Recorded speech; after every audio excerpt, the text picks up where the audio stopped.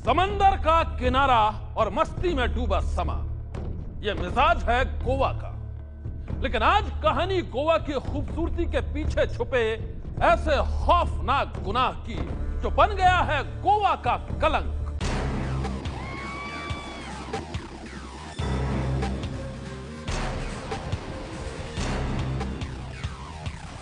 चप्पे चप्पे पर बिखरी है खूबसूरती, फिजाओं में है मस्ती। समंदर किनारे बसे गोवा की ये वो तस्वीरें हैं जिसे देखने देश विदेश से लोग यहां आते हैं। लेकिन इसी खूबसूरत गोवा में दो लड़कियों के साथ ऐसी खौफनाक वारदात हुई है जिसने गोवा आने वाले लोगों के दिलों को दहशत से भर दिया है। वो इसलिए क्योंकि दिल्ली की रहने वाली उन लड़कियों के साथ गोवा में हुआ है गैंग रेप।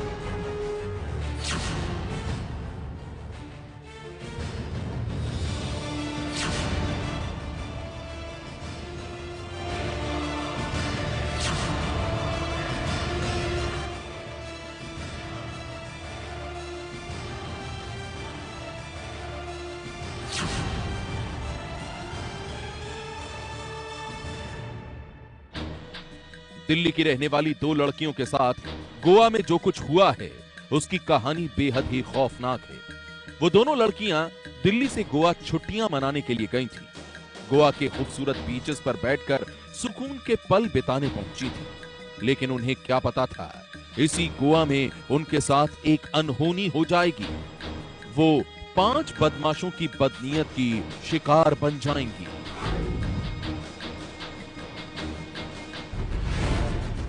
ये कहानी दिल्ली की उन्हीं दो लड़कियों की है जिन्हें सरेआम सड़क से अगवा किया गया और फिर एक बंद कमरे में उनके साथ होता रहा गैंग रेप। ये कहानी उन्हीं लड़कियों के 22 घंटों की है जो उनकी जिंदगी के सबसे खौफनाक लम्हे बन गए।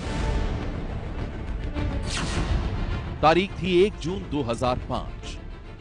दिल्ली से गोवा पहुंची वो दोनों लड़कियां गोवा के अजूना बीच के लिए निकली थी। रात के तकरीबन 8:30 बज रहे थे।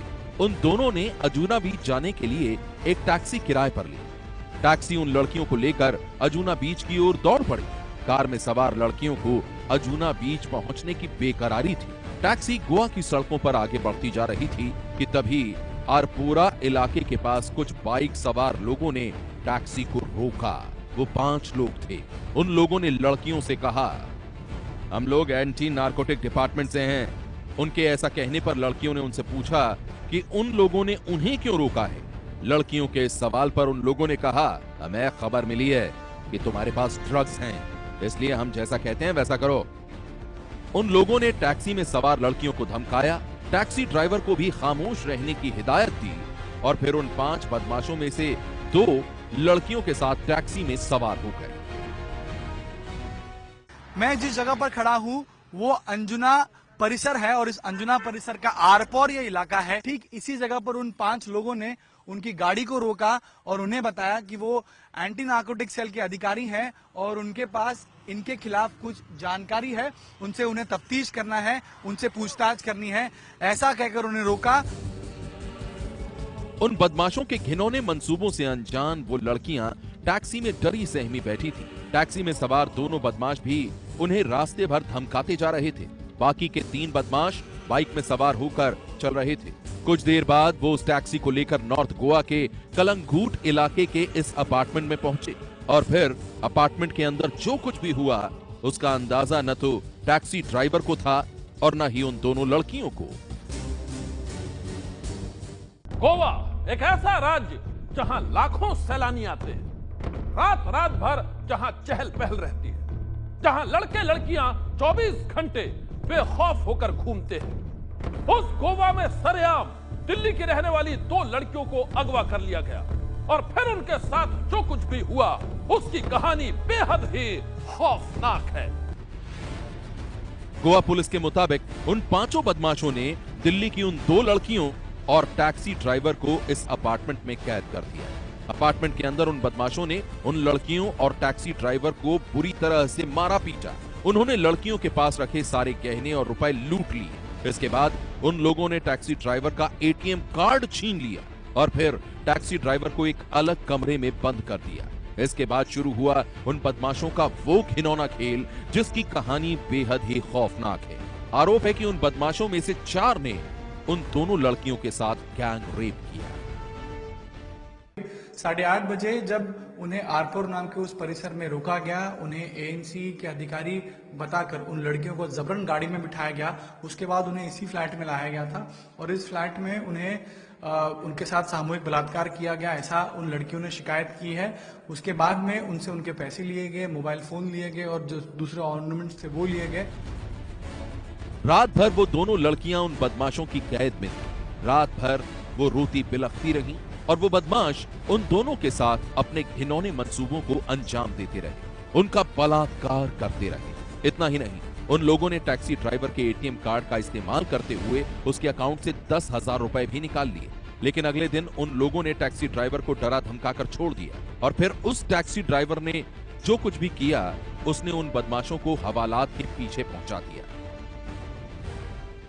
अब ये दोनों लड़कियां शेल्टर होम में हैं, उनसे आगे की छानबीन चल रही है, पूछताछ की जा रही है। लेकिन जो अपार्टमेंट में रहने वाले लोग हैं उनका कहना यह है कि ये कोई होटल नहीं है, ना कोई रिसोर्ट है, एक अपार्टमेंट है जो किसी एक पुलिस वाले का अपार्टमेंट है और उस पुलिस वाले ने किराए पर ये अपार्टमेंट दिया था।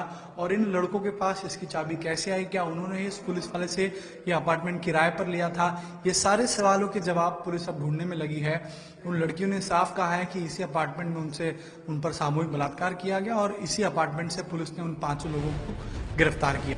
बदमाशों के चंगुल से छूटने के बाद वो टैक्सी ड्राइवर सीधा पुलिस स्टेशन पहुंचा। उसने पुलिस के सामने सारी कहानी बयान की तो पुलिस भी फौरन हरकत में आ गई। टैक्सी ड्राइवर की निशानदेही पर पुलिस ने कलंगूट के इस अपार्टमेंट पर छापा मारा और फिर ये 5 बदमाश पकड़े गए।